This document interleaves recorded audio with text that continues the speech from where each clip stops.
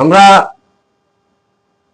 বহরমপুর মাটিতে অথবা মুর্শিদাবাদ জেলার যে মাটিতে আমরা এসেছি, এই মুর্শিদাবাদের মাটিতে আমার জন্ম, মুর্শিদাবাদের মাটিতে আমাদের মৃত্যু, মুর্শিদাবাদের সর্বোপরি মৃত্যু জন্ম সবকিছু মুর্শিদাবাদ জেলার। তাই 100 বছর আগে উড়িষ্যা, বিহার, পাটনায় যে মুর্শিদাবাদের জেলায় নবাব সিরাজদৌল্লাহ এটা রাজ্য ছিল, যেখানে মুর্শিদাবাদ জেলা যে হাজারদুয়ারি, যেখানে ওয়াকাফ বোর্ড বলে এখন ঘোষণা হয়েছে কেন্দ্র সরকারের জায়গা। সে ওয়াকাফ বিল আজকে তার আগে যারা এই দেশ সে দেশ থেকে এসছেন, মা বোন যারা এসছেন, ভাইরা যারা এসছেন, তাদেরকে কৃতজ্ঞ আশীর্বাদ, ভালোবাসা, মুসিবত সম্মান জানিয়ে 1 মিনিট নীরবতা পালন করার লেগে আমি আহ্বান করছি। আমরা জানি এই বাংলার দিদি, যেখানে জগন্নাথ মন্দির কোটি কোটি টাকা খরচ করছে, এই মমতা ব্যানার্জি অথবা বাংলার রাজ্য সরকার যদি এই বাংলার দিদি, যেখানে বাংলার দিদি যদি জগন্নাথ মন্দিরে আজকে শ্রমিক দেখে, অসহায় মানুষ দেখে, যারা রাজমিস্ত্রি কাজ করতে যায়, যারা খেটে খায়, গরিব মানুষের উপরে উড়িষ্যাতে যে অত্যাচার হচ্ছে, এই জগন্নাথ মন্দির ওখান থেকে নিয়ে এসে বললেও, এই বাংলার দিদি বললো আমি এই বাংলায় একটা জগন্নাথ মন্দির তৈরি করবো। ওর লেগে উড়িষ্যার লোক মুসলমানদের উপর অত্যাচার করছে। এই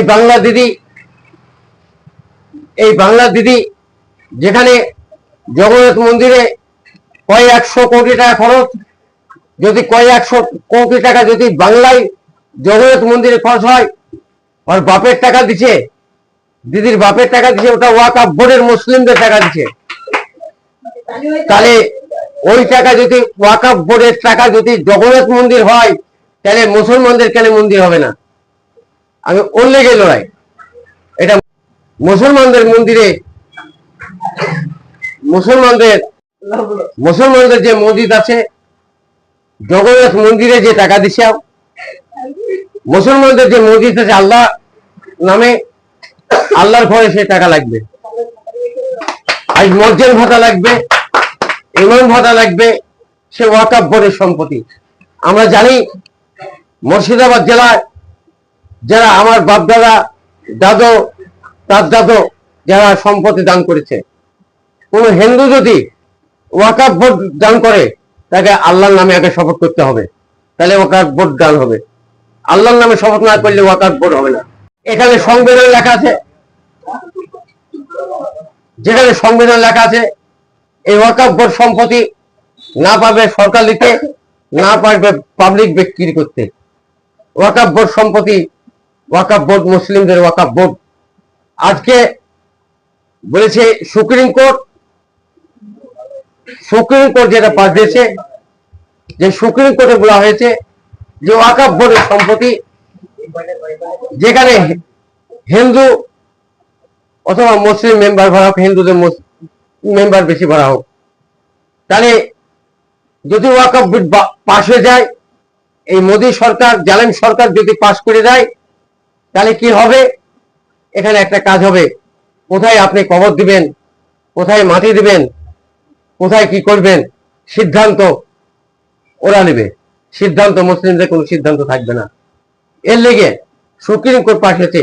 তাই আমরা আজকে মুর্শিদাবাদ জেলায় আজকে আমরা লড়াই করছি। আমাদের একজন লড়াকা নেতা উপরে আছে, যারা জানেন তারা জানেন, যার নাম বহরমপুর সংসদ প্রাক্তন সংসদ অধীর রঞ্জন চৌধুরী মশাই। আজকে আমাদের ভারতবর্ষের যে মাটিতে একটা পাকো আইন আসছে।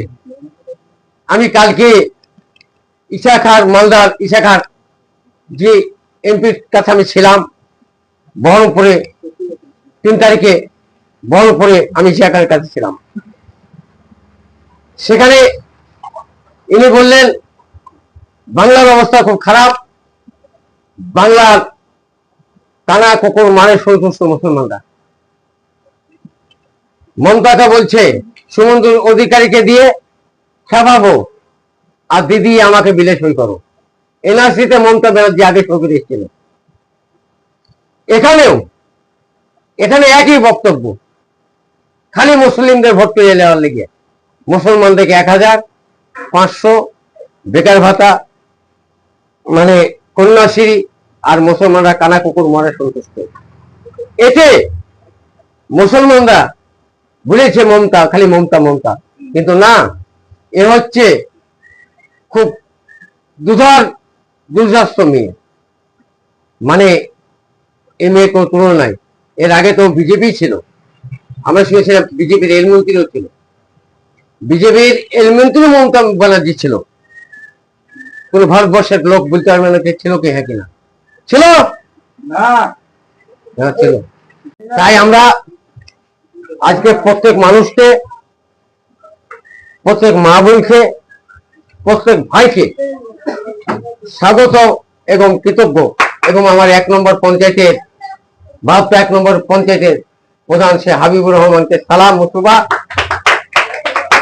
এবং ভাবটা 1 নম্বর পঞ্চায়েতের যেখানে বাম কংগ্রেসের, এটা হচ্ছে প্রদেশ কংগ্রেস সভাপতি, আপনাদের সামনে যে বক্তব্য আছে এটা ভাবটা 1 নম্বর পঞ্চায়েতের প্রদেশ কংগ্রেস সভাপতি। তাই আমি ডাইরেক্ট বলছি, এ লড়াই এনআরসির মতন পাটো আইন চালাতে চলেছে, হুঁশিয়ার। আমরা মুর্শিদাবাদে হতে দেব না বলেছি, মুর্শিদাবাদে কোনো আইন চলবে না। মুর্শিদাবাদ হচ্ছে মুসলিমদের 1,60,200 ওয়াকফ বোর্ডের সম্পত্তি, মাত্র 15 লক্ষ টাকা রাজ্য সরকার দেখায়। 8 টাকা কোথায় গেল? আমরা হিসেব চাই রাজ্য সরকারের কাছে। 15 লক্ষ টাকা রাজ্য সরকার হিসেব দেয়, রাজ্য সরকার 15 লক্ষ টাকা হিসেব দেয়, বাদ বাকি 1,60,200 ওয়াকফ বোর্ডের সম্পত্তি, মুসলিমদের সম্পত্তি। সেই সম্পত্তির টাকা কোথায় দিচ্ছে? ওর লেগে আমরা দাবি জানাইছি। আর দাবি, মুর্শিদাবাদে কোন ওয়াকফ বোর্ডের সম্পত্তি কখনো সরকার হয়ে যাবে না, এই বলে আমি বক্তব্য শেষ করছি।